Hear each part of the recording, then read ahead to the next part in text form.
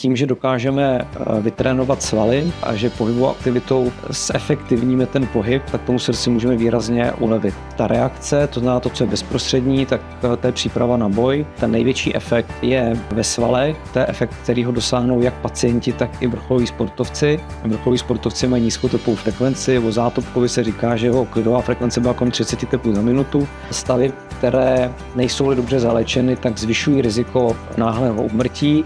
Se vzrůstajícím věkem je posilování mnohem důležitější, protože to více ovlivňuje kvalitu života, ale i málo pohybu pro člověka, který nic nedělá, je stále lepší, než nedělat nic. Co se týče onkologických onemocnění, nejenom, že lidi, kteří se pravidelně hýbou, tak mají lepší prognózu. Ľudské telo sa vyvinulo k pohybu, bez neho hynieme, hovorí pán docent Vladimír Tuka, kardiológ a vedúci lekár Centra záťažovej kardiológie na 2. internej klinike Všeobecnej fakultnej nemocnice. Dnes sa budeme s naším hostom rozprávať o tom, aký dopad má na naše telo pohyb, v čom slúži ako prevencia a kedy ho naopak už veľa. Tak dobrý deň, ja vás vítam v našom rozhovore, ďakujem, že ste prijali pozvanie. Dobrý deň. A začneme tým, čo je to vlastne preventívna kardiológia. Preventivní kardiologie je obor kardiologie, který vznikl po druhé světové válce, protože si všimli, ve Spojených státech, že někteří lidé umírají častěji než jiní. A to je známá framingemská studie Dudley White, který i zavedl, to spíš primárně začínalo jako epidemiologický podskupina vědní a postupně se k tomu dostávaly další a další části s tím, že vlastně ta celá preventivní kardiologie se dělí na 2 velké části. Jedna je ta epidemiologická populační, kde je snaha ovlivnit různými věcmi celou populaci. Příkladem může být zákaz kouření v restauracích, omezení alkoholických nápojů, v dnešní době hodně diskutované omezení a zdanění přidávaných cukrů a slezených nápojů. A pak je druhý, to je vyhledávání rizikových osob, které mají vysoké kardiovaskulární riziko a jejich v podstatě ovlivnění, ať už farmaky nebo nějakou intervencí, která je samozřejmě náročnější než ovlivnění celé populace. Mm-hmm. My vieme, že tie kardiovaskulárne ochorenia sú príčinou 1 v úmrtí, tak čo všetko patrí do tej prevencie, ak chceme sa tomuto vyhnúť? Asi nejlepší je říct, jak by mělo vypadat ideální kardiovaskulární zdraví. Definovala to americká společnost kardiologická. Samozřejmě souhlasí s tím i vlastně Evropská asociace preventivní kardiologie, Evropská kardiologická společnost. A jsou tam prvky, které odpovídají zdravému životnímu stylu a pak některé laboratorní hodnoty, u kterých víme, že jejich ovlivněním dokážeme snížit kardiovaskulární riziko. Z těch prvků životního stylu určitě na prvním místě patří zdravá strava, která hodně může ovlivnit kardiovaskulární riziko, patří tam dostatek pohybové aktivity, patří tam nekouření. A z těch rizikových faktorů, které jsou laboratorní nebo řekněme instrumentálně můžeme změřit, tak je to mít krevní tlak ideálně pod 120/85. Pro někomu nevadí ani nižší. Od těchto hodnot už výše se to kardiovaskulární riziko zvyšuje, byť ještě třeba nezahajujeme farmakoterapii. Je tam stanovení nebo je tam hodnota cholesterolu, protože máme nízký cholesterol, tak víme, že pacienti s nízkým cholesterolem nemají tolik aterosklerotických příhod, takže tam je to otázka vyhledávání třeba pacientů s familiární hypercholesterolémií, obecně screening pacientů, kteří jsou ve vyšším riziku, mají vyšší, znamená ten zlý LDL cholesterol. A v dnešní době je to ovlivnění i poruch metabolismu cukrů, to znamená prediabetes, diabetes a faktory, které k tomu vedou, to znamená nadváha a obezita. Poďme sa bližšie pozrieť na ten pohyb. Aké druhy prevencie máme, že sa týka toho pohybu a aký je rozdiel medzi tým? Prevence obecně se rozděluje v té kardiovaskulární na 3 takové stupně. Prevence primordiální, to je ta, kterou bychom měli aplikovat v podstatě na každého, téměř bez rozdílu. Je to taková prevence, kde se snažíme zamezit vůbec vzniku rizikových faktorů a udržet ten zdravý životní styl, tak je to ideální kardiovaskulární zdraví. Poté je velká oblast primární prevence, to se zaměřuje na jednotlivce, kteří jsou v riziku, mají vysoký cholesterol, už mají vyšší hodnoty krevního tlaku, můžou mít poruchy metabolismu glukózy a ještě ne cukrovku a snažíme se u nich snížit nebo ovlivnit tyto rizikové faktory. A pak je sekundární prevence a to je prevence, která se zaměřuje na osoby s již manifestním kardiovaskulárním onemocněním a do toho bychom počítali nejčastěji pacienty po infarktu myokardu, pacienti po cévních mozkových příhodách, pacienty, kteří mají laicky ucpané cévy na dolních končetinách, mají takzvané kulhání, klaudikace, tak to jsou takové ty hlavní části prevence. Pohyb funguje všude. Čo sa deje s naším telom pri pohybe z toho krátkodobého a dlhodobého hľadiska? A my rozlišujeme reakci a adaptaci kardiovaskulární, obecně reakci organismu na zátěž a ta reakce, to znamená to, co je bezprostřední, tak to je příprava na boj. Vyplavují se katecholamíny, zvyšuje se přečerpávací funkce srdce, tím, že se zvýší srdeční frekvence. Každý sportovec ví a hlídá si svoji tepovou frekvenci. Zároveň se zvyšuje schopnost srdce se kontrahovat, to se stahovat. Čím větší zátěž, tím více to se srdce stahuje. To jsou ty akutní bezprostřední, dochází k rozšíření cév, takže může docházet k poklesu diastolického krevního tlaku, ale naopak, aby se udržel dostatečný průtok nejenom těmi pracujícími svaly pro mozek a pro srdce, tak se zvyšuje krevní tlak. A ta adaptace, tak to je, když budeme vystavovaný opakovaně těmto reakcím, nebo opakovaně se budeme trénovat, tak dochází k tréninkovému efektu. Ten největší efekt je ve svalech, to je efekt, který ho dosáhnou jak pacienti, tak i vrcholoví sportovci.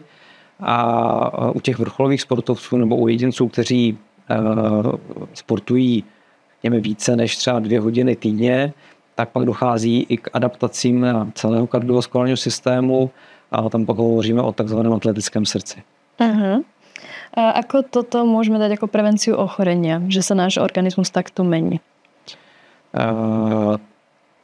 Primárně tím, že zvýšíme průtok v cévách, tak výstelka endotelové buňky na to reagují a z takových bochánků, které mají mezi sebou spoustu děr, se protáhnou a vytvářejí takovou spíš jako dlaždice protáhlé, které těch děr mají málo a takový endotel méně propouští aterosklerotického cholesterolu do cév, takže méně vzniká aterosklerózy. To je jedna z věcí. Druhá, která tam je, že samotný pohyb dokáže ovlivnit charakter cholesterolových částic, ne úplně v absolutních číslech, to bychom museli poměrně radikálně navýšit svou pohybovou aktivitu, že hodnota cholesterolu je do určité míry i geneticky daná, ale ovlivní velikost částic, znamená těch zlých, takže v těle koluje více velkých částic než ty malé, které pronikají do cév, takže ty velké neproniknou, prostě tím sítem neprojdou. Navíc pohybová aktivita je v tomto okamžiku jediný bezpečný způsob, jak si zvýšit hodný LHDL cholesterol. Mm-hmm. Další věc, která je neméně důležitá i u pacientů, kteří už mají nějaké kardiovaskulární onemocnění, tak třeba můžou to být vrozené srdeční vady, můžou to být chlopenní vady, které jsou vrozené nebo postupně získané, může to být stavy po infarktu nebo i další. My tím, že dokážeme vytrénovat svaly a že pohybovou aktivitou vlastně zefektivníme ten pohyb, tak tomu srdci můžeme výrazně ulevit. Takže ho nemusíme tak zatěžovat a pro stejnou aktivitu a příklad uvaření, posekání trávy nebo dojítí si na nákup, tak vydáme méně energie, prostě spálíme toho méně. Je to asi stejné, jako když bychom na nákup si dojeli běžnou oktávkou a teď místo toho bychom třeba dojeli něčím, jakým elektroautem, které máme menší spotřebu. Uh-huh. A vy ste spomínali to atletické srdce, tak ako ho charakterizujeme, čo to vlastně je? Atletické srdce, víme, že sportovci, zejména ti, kteří se věnují velkým objemům pohybových aktivit, a tady bych ještě jako zmínil takový pojem, který zase přišel z Ameriky, máme rádi CAHAP, což jsou závodní sportovci nebo závodní atleti a velmi aktivní lidé. Mnoho jedinců, kteří kromě svého zaměstnání té pohybové aktivitě se také věnují hodně a můžeme u nich očekávat určité adaptační změny na tom srdci. Liší se to trošku podle toho, jaký pohybový stereotyp ten daný sport má, čemu se věnují ty sportovci. Takže při tom nejčastějším, to je dynamická zátěž, běh, chůze, plavání, kolo, velké změny, tak to srdce musí přečerpávat násobně více krve než u běžného jedince, takže v klidu hrubě orientačně srdce přečerpá 5 litrů, u běžného člověka třeba 15 a sportovec 35. Takovéto velké objemy samozřejmě vedou k určité adaptaci, k tomu, že to srdce se tomu už přizpůsobuje, dochází k roztažení, zvětšení všech srdečních oddílů, jak komor, tak i síní. Dochází k jejich zefektivnění, to znamená, oni se sice dokážou takto roztáhnout a dokážou se i mnohem lépe stlačit, vypudit co nejvíc krve, jsou silnější. Zároveň to srdce by bylo, kdyby se mělo jenom stahovat, tak by to nebylo příliš efektivní. Ono se musí i rychle roztáhnout, protože při frekvencích, které dosahují v zátěži, tak vlastně to srdce musí rychle nasát tu krev, kterou pak vypudí, takže se zlepšuje ta nasávací funkce srdce, taková diastolická funkce. K tomu dochází k ovlivnění autonomního nervového systému, co všichni většina lidí zná a ví, že vrcholoví sportovci mají nízkou tepovou frekvenci. O Zátopkovi se říká, že jeho klidová frekvence byla kolem 30 tepů za minutu. My u našich pacientů některých už při této tepové frekvenci implantujeme kardiostimulátory. U něj to bylo zcela v pořádku. On se zvedl, začal něco dělat, tepová frekvence mu stoupla, bylo to zcela fyziologické a patří to k tomu. My ten pojem atletické srdce používáme právě proto, abychom odlišili patologii od toho, co je fyziologické, co se dá očekávat a co pravděpodobně nemá extrémní nebo nějaký velký dopad na život těch jedinců, protože překryv mezi počínajícími stádii některých kardiomyopatí, onemocnění srdce nebo jiných patologických stavů, zejména třeba ta frekvence nebo některé jiné změny na EKG, tam existují a není úplně zase málo sportovců, kterým je zakázán sport, přičemž mají pouze normální nález. Pokud to člověk neví a nezná, neví, co může očekávat, tak může zakázat, protože to přeci už je patologie, protože na to je zvyklý. My vieme, že aj Svetová zdravotnícka organizácia dáva určité odporúčania, koľko minút denne by sme sa mali hýbať, aby to slúžilo ako prevencia. Ako vznikajú takéto konkrétne doporučenia? Koľko presne to má byť minút? To je složitá otázka. Já možná začnu velkou oklikou a to je 10 000 kroků denně, protože mi přijde jako krásná ukázka toho, jak jednoduchá marketingová kampaň během olympiády v Tokiu v 70. letech na krokoměry, které vlastně mapují 10 000, tak díky tomu se to rozšířilo a dostalo se to do spoustu doporučení.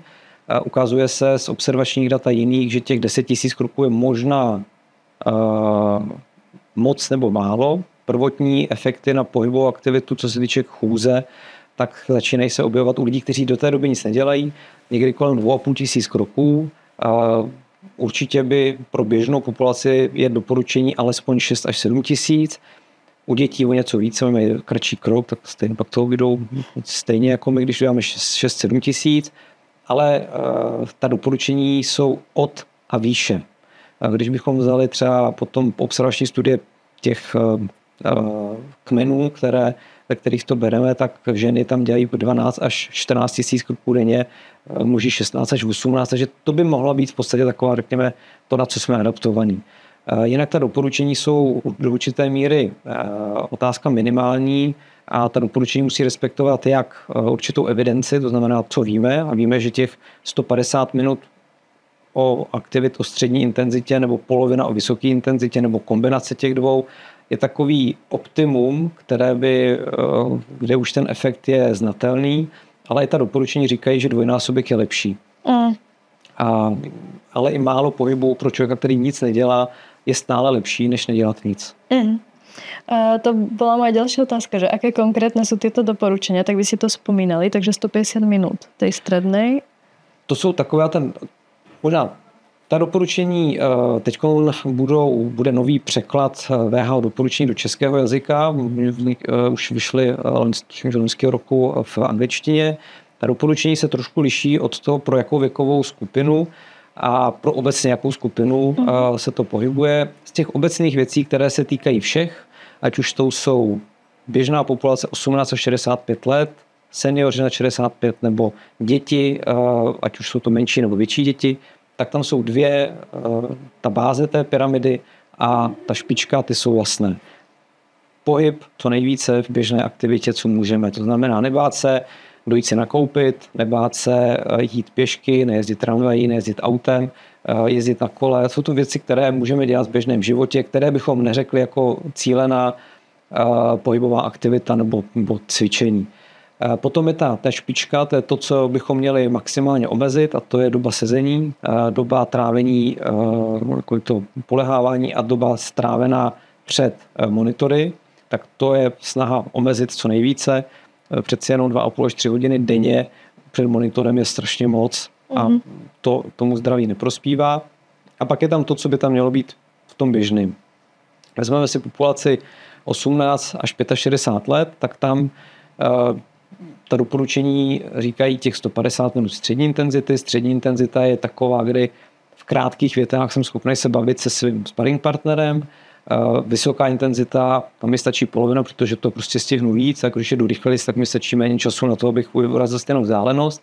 Tak tam už je to, že se sotva nadechnu, řeknu pár slov, to je vysoká intenzita, tam stačí polovina. Může být více pro pohybové aktivity typu běhání, kolo, v plavání se blbě mluví, ale tam to může také, je to také dynamická aktivita. Tanec může záležet, samozřejmě jsou lidi, kterým vyhovuje mnohem více tanec a taky se přitom zapotí a taky tyto objemy jsou schopní do toho života v podstatě zakomponovat.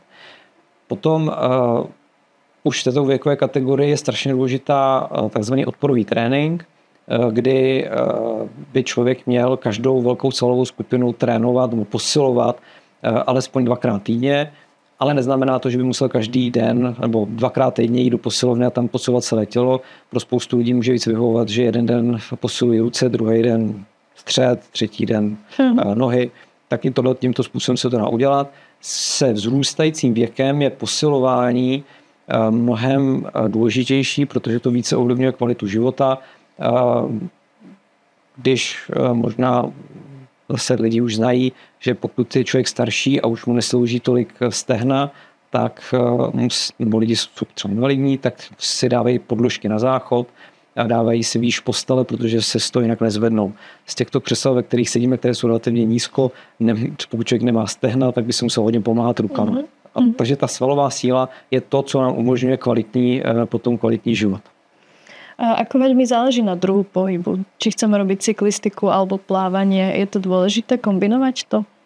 Strašně moc na tom závisí, ale ne tím, že by jedno bylo lepší než druhé pro zdravotních důvodů, ale protože by si člověk měl vybrat primárně to, co ho bude bavit. Jsou lidi, kteří bude bavit cyklistika a nikdy prostě nepůjdou běhat. Jsou lidi, kteří nedají dopustit na běh a řeknou, že cyklistika je příliš velká nuda. Jsou lidi, kteří právě, jak jsem třeba zmiňoval, to tancování, tak pro ně bude tancování to základní. Základní pravidlo je dělejte takový pohyb, který vás baví, anebo minimálně takový pohyb, který vás aspoň nebude štvát. Takže to je takový základní pravidlo. Potom závisí na té intenzitě. Je otázka, jak člověk dokáže dosáhnout třeba vyšších intenzit na kole, pokud fakt nejede závodně. Za mě teď z těchto pohybů je to vlastně jedno. Stačí, aby se člověk prostě trochu zadejchal a bylo mu potom dobře. U posilování je jedno velké ale, tam závisí hodně na tom, aby se ty cviky dělaly dobře a správně, a tam je jistě jako není od věci, když pomůže nějaký trenér, který pomůže s nastavením správně prováděných cviků i postupně zvyšování zátěže. V našej spoločnosti hodne rezonuje téma onkológie, napríklad rakoviny prsníka, a vieme, že nejaká štúdia, ktorá nám hovorí, že ak ženy cvičia 3-krát aspoň do týždňa, takže sa tam znižuje vlastne riziko rakoviny. Môžeme si povedať, akú rolu má pohyb v tejto prevencii onkologických ochorení? Na akom princípe to funguje? Úplně stejně, jako to funguje v kardiorehabilitaci, v pneumorehabilitaci, v onkorehabilitaci, a v jiných oblastech, kde ta pohybová aktivita slouží jako léčebná metoda. tak jsme nezmiňovali, jeden z velkých efektů pohybové aktivity je ve snižování zánětu. Respektive, když si budete zaběhat, nebo když uděláte velký výlet, tak si spustíte zánětlivou reakci, která bude velmi odpovídat tomu, jaká je zánětlivá reakce při nějaké viróze nebo při nějakém jiném onemocnění, ale je to přirozený a to tělo se s tím naučí pracovat. Takže člověk, který se pravidelně hýbe, si takový ten chronickou zánětlivou odpověď složí. Zlepší tím imunitní funkce a ty imunitní buňky jsou schopny samozřejmě potom lépe interagovat. Pravda je, že co se týče onkologických onemocnění, tak nejenom, že lidi, kteří se pravidelně hýbou, tak mají lepší prognózu, to znamená, že obecně co u nich nevznikne tak často a nádorové onemocnění. Schválně, bych tady zmínil, nevznikne tak často, protože to neznamená, že pohybová aktivita je všelék. Znamená, jsou samozřejmě, všichni máme určité riziko, jsme vystaveni různým rizikům a my pouze se můžeme ovlivnit to riziko. Není to tak, že budu se hýbat, tak někdy mě nemoc, někdy dostanu nádor, ale snížím si tu pravděpodobnost, že by vznikl.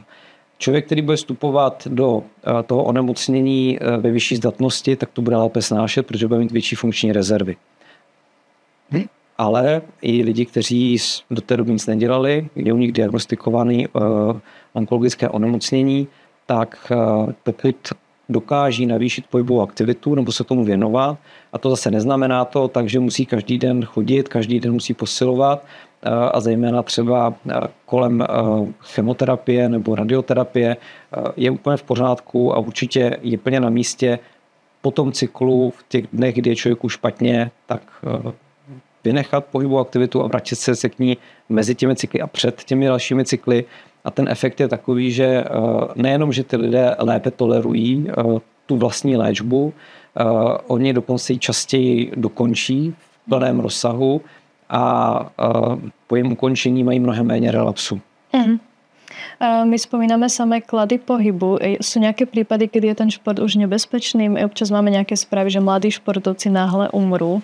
Tak ako je to možné?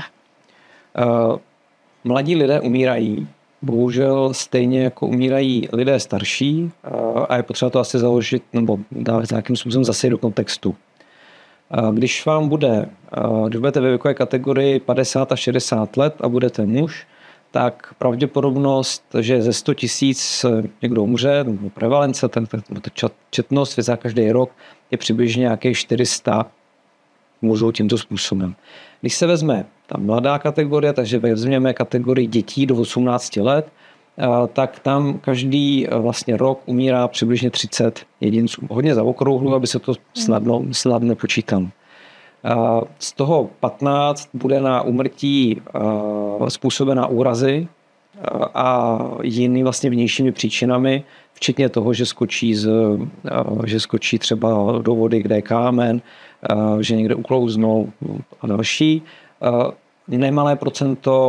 Nemalý počet tam bude bohužel přisouzený sebevraždám a duševním onemocněním. Relativně malé procento, stále takový 3-4 budou na příčiny v té době nádorových onemocnění. A z těch úmrtí je to necelý jeden z kardiovaskulárních příčin. Ta pohybová aktivita jako taková v tom nehraje zase až tak zásadní roli jako takovou. Je pravda, že existuje něco, čemu se říká bias pozornosti nebo jako zkreslení pozornosti. Pokud umře mladý sportovec na poli, kde to přenášejí celostátní média nebo v tom celém světě, tak to samozřejmě rezonuje mnohem více, než když by někdo si šel začutat fotbal a umřel přitom. Na druhou stranu je potřeba připustit, že existují stavy, při kterých intenzivní pohybová aktivita zhoršuje, stavy, které nejsou dobře zalečeny, tak zvyšují riziko náhlého úmrtí. A z těch náhlých úmrtí v tom mladém věku, kdy za sportovce mladé považujeme sportovce do 35 let, tak tam jsou většinou dominují vrozené vady, kardiomyopatie a některé arytmické syndromy, třeba syndrom dlouhého QT, Brugádův syndrom, ale i ty jsou velmi vzácné. Trošku problémem je něco, co nejsme schopni ani na preventivních prohlídkách odhalit, a to jsou záněty srdce, protože teď se spolu tady bavíme, uděláme preventivní prohlídku, jste zcela zdravá, nic na vás není, zítra se projdete velkým davem, prskne na vás někdo covida, chřipku, jakýkoliv jinou virózu, bude vám blbě. No jo, jenže máte domluvený, třeba dneska je čtvrtek, takže máte na sobotu domluvený závod, no a to přece nezrušíte, takže jdete do toho a jdete tam se zánětem. Tohle to samozřejmě sportovci, kteří hrají a jsou za to placeni bohatě, tak občas se určitě stává, nedělám si iluzi, že by se to nestávalo, že i takovýto sportovci k kritickým zápasům nastoupí i ve viróze, kdyby neměli. Nebo sotva doberou antibiotika. A tam to riziko, že v zánětlivém terénu určitá arytmie propukne, tak samozřejmě je vyšší a může být i zvýšenou příčinou náhlé smrti. Sú nejaké prípady, kedy nedoporučujete pohyb pacientom? Ne. Vlastně musím rozvíjet, protože to není úplně přesné. Pro každého pacienta existuje určitý typ pohybové aktivity, který je vhodný. Třeba pacient s infekcí srdce, zánětem srdečního svalu, myokarditidou by měl omezit pohybovou aktivitu. Ale neznamená to, že nemá absolutně nic dělat. On samozřejmě nějaké cvičení na lůžku, prevenci kontraktur nebo jiných věcí je také na místě, ale není to taková ta klasická pohybová aktivita. Naopak třeba i pacienti na JIPech, po zástavách a podobně by měli být s nima cvičit třeba aspoň pasivně, tak aby se tam nedošlo k takovému zkostnatění celého toho organismu. Takže i tam určitý typ pohybu je na místě, takže pro každého je možné najít určitou vhodnou pohybovou aktivitu. A tam je asi důležité pro posluchače zdůraznit, že my za pohybovou aktivitu nepovažujeme nebo nepředepisujeme pohybovou aktivitu tak, že to je strukturovaný trénink 3x týdně, hodina v posilovně nebo hodina někde venku, kde si měří tepovou frekvenci a dokud nedosáhne 150 tepů, tak je to málo, ale může to být to, že se dohodneme s pacientem, že začne více chodit, že navýší počet kroků, že bude víc třeba dělat nějaké drobnější práce na zahradě. Máme krásné kazuistiky pacientů, kteří mají kumulace a poklesy hmotnosti s ročním obdobím, že samozřejmě na jaře po zimě, které stráví v Praze, mají 5-10 kg navíc, pak odjedou na chatu, na podzim hlásí, že mají zase 10 kg dolů a takhle to bude pořád, protože prostě ta pohybová aktivita je třeba ta práce na chatě, kterou by nikdo neřekl, že má toho pohybu hodně, tak se počítá. Vy už ste to spomínali, že je dôležité, aby nás to bavilo, ale predsa len ako zaradiť pohyb teda do každodenného plánu života, aby sme si udržali ten návyk? První je určitě, že to bavilo. To bych řekl, že je jako základ. Druhý věc je šáhnout po takových aktivitách, které jsou relativně snadno dostupné. Ta nejdostupnější je chůze. Tam navyšovat postupně. Když si člověk veme, co znamená 100 kroků, tak je to vzdálenost třeba 70 metrů při průměrné délce kroku, což není zase až tak moc. A když si to člověk spočítá, řekl by, že každý týden prostě o tuto vzdálenost, o těch 100 kroků udělá každý den víc, tak za rok má o 5 500 kroků víc. Takže jsou to jednoduché věci. Další velkou posilou může být najít si sparring partnera. Když se dneska domluvíme, že večer si budeme zaběhat, tak pokud se mi jako sice nebude chtít, ale přece už jsem to slíbil, tak tam půjdu. Takže ten sparring partner, nějaká pravidelnost, rutina je důležitá. Zapomenout na to, že existuje, že bývá valo pravidlo, že po 10 minut se to nepočítá, i 2 minuty jsou super a ono se to tělo pamatuje. Sice se třeba nikam nezaznamená, člověk se ani moc nespotí, ani nic, ale i krátkých 2-3 minutky chůze se počítají.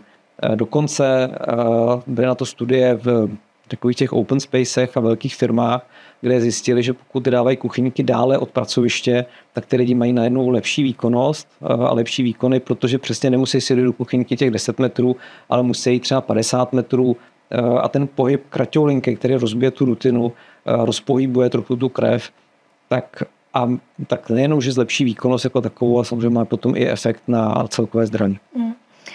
Ako môžem poznať na sebe, že sa hýbem dostatočne? Myslím, že většina lidí se hýbe nedostatečně. Sportovci vrcholoví by se hýbali někdy až moc. Myslím, že není jasný pravidlo, jak poznat, že se hýbu dostatečně. Asi bych se snažil nemít nějaké přehnané požadavky sám na sebe. Je dobré začít tam, kde člověk je. Zmapovat si, co vlastně doteďka dělám, co jsem dělal, kolik kroků dělám a pomalinku, polehoučku to objem navyšovat. Ja by som sa vás chcela na záver opýtať, aké sú najväčšie mýty spojené s pohybom podľa vás? Jeden z těch mýtů je, že pohyb musí bolet. V těch běžných jako úplně nemusí. Že je nebezpečný, protože lidi vidějí ty sportovce, není nebezpečný. Pro většinu lidí je možné najít takovou pohybovou aktivitu, která je bezpečná, i právě pro lidi, kteří jsou zdatní. Že toho pohybu musí být strašně moc, opět nemusí ho být strašně moc. Toho pohybu pro lidi, kteří se doteďka nehýbali, tak i malá věc, jako 3x týdně vyjít 3 patra, ve 3 dny vyjít 3x3 patra, tak zvyšuje spotřebu kyslíku, znamená kardiovaskulární zdatnost, takže i tak relativně málo je možné dosáhnout a čím je člověk méně zdatný, tím méně stačí k tomu, aby dosáhl zdatnosti. A pak si myslím, že velkým mýtem je, že pohyb dokáže přebít špatnou stravu a kouření nedokáže. On to samozřejmě je to celkové riziko, ale třeba kouření jako takové je tak silný jako rizikový faktor, že tou pohybovou aktivitou je to lepší, než by člověk nedělal, ale nedokáže to úplně přebít, takže je lepší jako nekouřit. Ja vám veľmi pekne ďakujem, že ste prišli dnes. Ja ďakujem za pozvání. Ja sa lúčim aj s vami, naši milí poslucháči. Ďakujem, že ste s nami boli. Nezabudnite sledovať naše sociálne siete a ja sa na vás budem tešiť na budúce.